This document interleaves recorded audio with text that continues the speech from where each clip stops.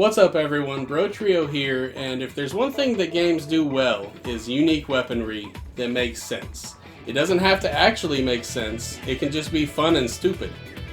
But it doesn't, like in a movie, you would watch that and be like, why is he using this? But in a game, if it makes sense for the character to use it, it can be cool. I'm just gonna dive right in with my first pick.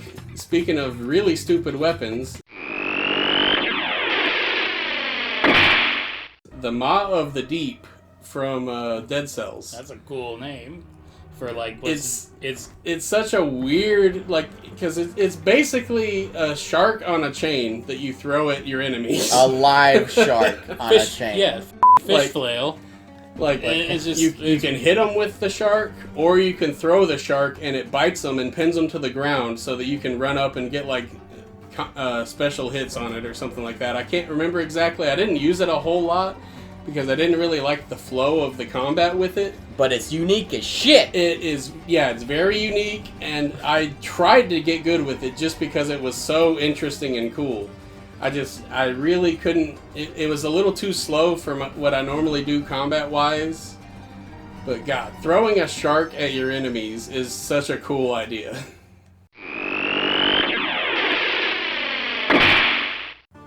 What makes a weapon unique? What makes something unique? Basically, the way we think of it is if you take two ordinary things, but then combine them, that makes it unique with the new item. Mm-hmm. So you take an ordinary ring, an ordinary spear, and combine them, and trick, the ring's not ordinary because it's Draupnir from Norse mythology. And now you have the Draupnir spear as Kratos. So you have a ring that houses a spear, like you're the freaking Flash, but not a costume. And you can throw it, and it creates wind. And it's a mosquito stinger that you can suck out the life essence of enemies and then use it. Use their elements against them. Draupnir is infinite spears, so it's almost cooler that way, that you get the teleporty aspect of a teleportation weapon, but you're really just making multiple of that weapon. Yeah, and you pin him into people like you have him pinned up like a freaking pincushion, and then he slams the ground and all the spears explode. I don't know if they explained that, but it's awesome. They didn't need explaining. Yeah. Some things are just too badass, the world can't comprehend the explanation, and that's what Draupnir spear is.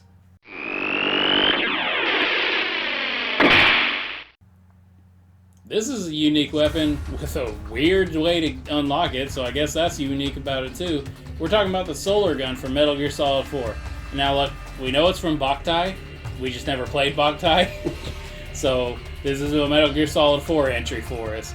But you unlock it by defeating all the frog soldiers non-lethally and the B&B cores non-lethally, and you have to collect a figurine after the fight. And you get all the figurines and everyone's still alive, and you get the solar gun from Boktai. And it's a weird one. Now, quick history lesson on Boktai. I think Boktai is a game about vampires, right? It's vampires or something, but it had the solar sensor on the Game Boy. It's a Game Boy cartridge that has a solar sensor embedded into the cartridge. So you literally had to go outside to play it and to gather actual sun rays to power up in the game. Yeah, I think you could play it out of the sun, but the game was significantly more difficult if you were something in the like that. so. Yeah, but this gun is from that game, so you can charge it up in the sun, and much like the original Boktai, it's super effective against vampires, because if you slap Vamp with it, it does so much damage to him. It's just hilarious, because he's not really a vampire. Yeah. He's a fake nanomachines vampire, but... And I'm pretty sure that it stuns people, in one shot. It's the best stun weapon in the game. Yeah, it's so good. But the thing that makes it the best is how you charge it, because you have to be in sunlight in the game to do it. You can't do it in the shadows. And you hold it up, and Snake, in that gravelly, Solid Snake voice, is just sunlight!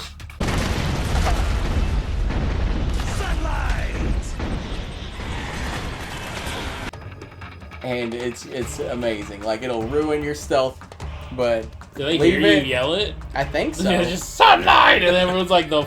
Because it activates the little, like, stealth ring you have around you. Like, it goes crazy when you yell sunlight.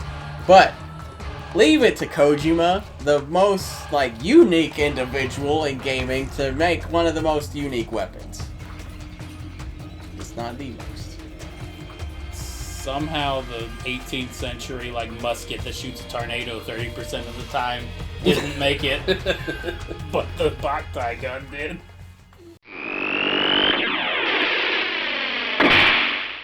An easy way to make a unique weapon is to basically take a sports motion and weaponize it. Like, you have the Maw of the Deep. It's basically a shot put, but with a shark instead of a weight. Shark you put, have yeah. the Blitzball with Waka from Final Fantasy X. He's just pounding people in the face with a dodgeball. But one of the most unique sports is Hyliai, and one of the most unique weapons is the Shredder Gauntlets from Horizon Forbidden West.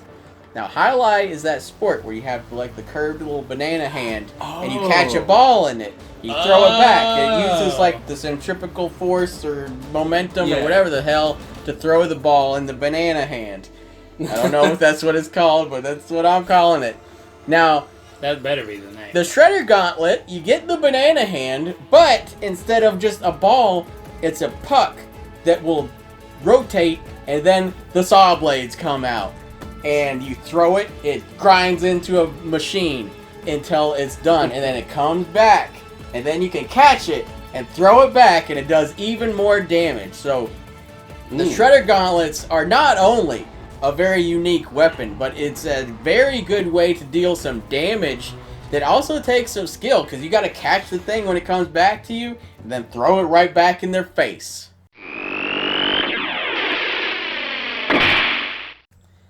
Definitely one of the most unique game franchises ever is going to have the most unique weapon in it ever, because it's in the title.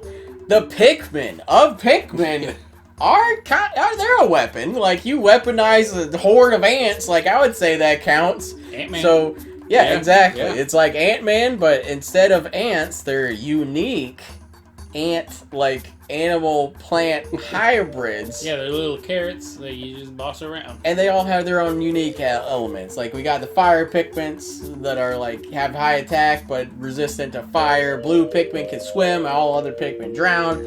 Yellow Pikmin can conduct electricity and you can throw them high. Got rock Pikmin, flying Pikmin, glow Pikmin, purple Pikmin, white Pikmin, ice Pikmin. Yeah. And I knew there was something missing. kind of the Bulbmin, because they're very unique. They're Bulborbs and Pikmin at the same time, and they're only in Pikmin 2. But the Pikmin are very unique, because no other game, like, only other one that comes close is like Wonderful 101. And it's kind of copying Pikmin. But no other game lets you just, like, swarm over a monster and, like, basically devour it. Like, if it was a little less kid-friendly and you could just, like, mow over it and, like, leave the bones behind, like, that would be awesome as Pikmin. They're very unique, insanely fun, and uses a lot of strategy to get going to see how I can kill this thing without killing as many Pikmin as I want.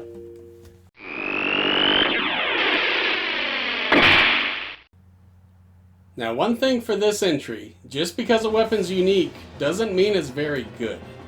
But this one does damage enemies, so we're counting it. The spinner from Twilight Princess. Big technicality to count this one. It's basically a moving platform that you can get on, but you can also, like, bash it into enemies, and it's a big part of damaging the boss in the temple that it comes in. Because you knock out parts of his spine, and then he falls down to the ground, and you can attack him. The worst weapon in the game is the best boss fight in the game. Like, it's Right, it's weird. That is weird, yeah. And it was not utilized as well as it should have been in the game, in the rest of the world. No, and it was so well utilized in the Yeah, temple. in Like, that- it's so fun. Yeah, that temple was so great. Like, that's And the then- closest thing. Like, for some reason, everybody was like, give Link a skateboard. Because, like, you know, growing up Yeah. in the 90s, you know, skateboards were the thing with Ocarina of Time. We were like, if he could shred like Tony Hawk, that would be awesome. But then we get it, And it is awesome to have Link on some type of vehicle like that. Yeah, but it's a little gear that you surf around on. And it's one of those that I doubt it will, but I really hope it comes back at some point in a different Zelda game. But I really don't have a whole lot of hope for that, even though it's such a cool idea for an item, and it's a very unique weapon.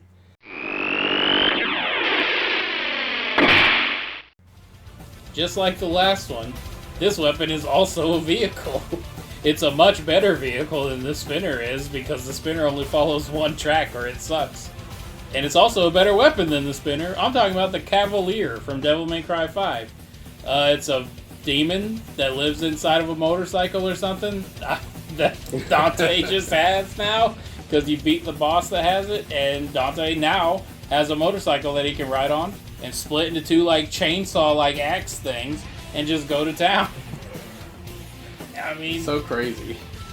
a motorcycle by itself is a unique weapon, but a motorcycle that splits into like dual wielding like buzzsaw looking things, I mean, that's pretty unique right there.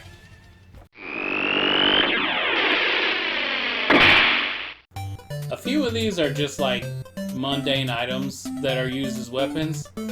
And the yo-yo is another one that is just like, you wouldn't think this would be a good weapon, but in the hands of Mike Jones, it is. And I mean, he's not the only one to have used the yo-yo in video games over the years, but it's his main weapon. Like, Kirby has yo-yo powers. Yeah.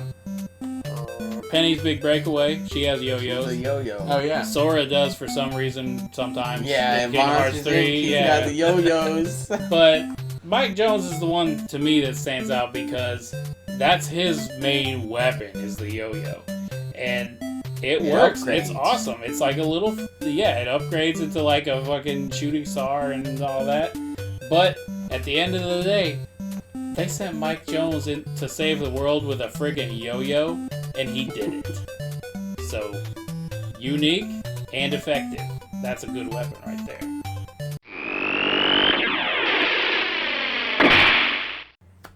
The true sign of a unique weapon that really tells you how unique it is when you're describing it to someone that doesn't know about it. They don't know what the hell you're talking about, and you just keep going. I still don't really know what he's talking about with it.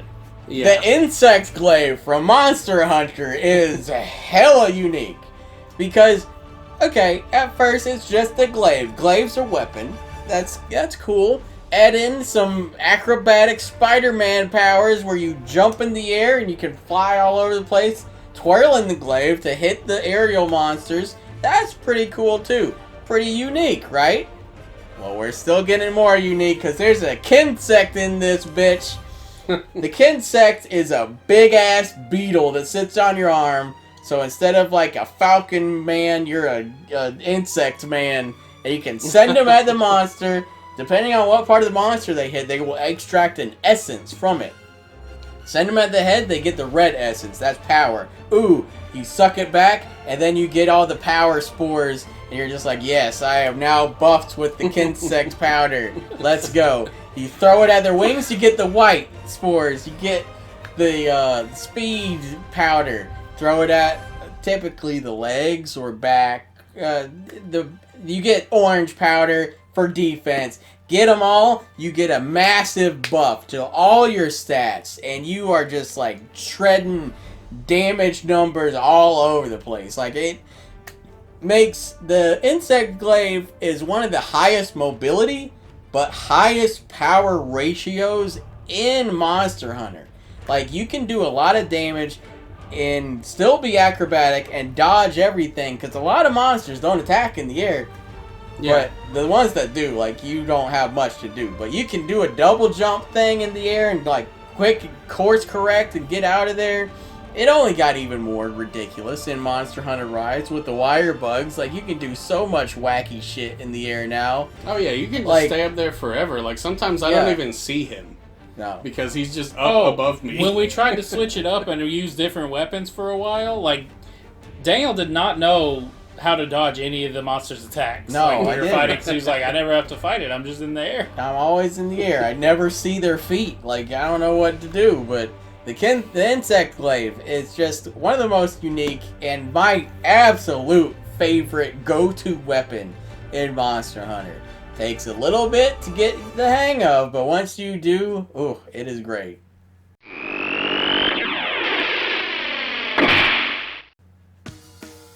Now we're up to our most unique weapon, and it's from one of the most unique games that we've ever played, Splatoon. But specifically, like, Splatoon has a lot of interesting weapons, a lot of squirt guns and stuff like that, paint buckets, but the Splat Roller is just an amazing weapon. It's great for, like, ground cover. It's really effective, like, you can just run people over, and They die. like They it's just got a lot die. of versatility because you can like do the little flick to like Yeah, you can flick it and get a little bit of like the wall coverage. yeah, that's how you do the walls. But and, the splat roller, like, you get so much ground coverage with that thing, and Oh, like yeah. if you have two people like guarding you, like, you're well open to attacks too. Like, you Yeah, have no yeah. range really, but like if you have a team guarding you, you can just zip zap paint the whole town red. Like it's Oh, one yeah, of the like- best weapons. Like if you have a full team set up. yeah, I've gotten lucky and had a few teams that I played with that really kind of went and did their own thing. So I just painted like a whole corner of the map because nobody was bothering me, and it was like, hey, I guess we won now. Because Splatoon, it doesn't matter about killing each other. You just have to like who tags the most turf. But it's good for killing too, It because is. in Super Smash Bros. Ultimate, the splat roller's in there, Yeah. and it's very powerful. You instantly sink people into the ground. You paint them so you do more damage to them. Like it, I don't you like can do that. it very fast. It takes up a lot of ink as it does in actual Splatoon, yeah, but the damage to the beneficial effects, like, it's far worth it to do it. Like, it's very unique and very good. But those were just 10 of our most unique weapons.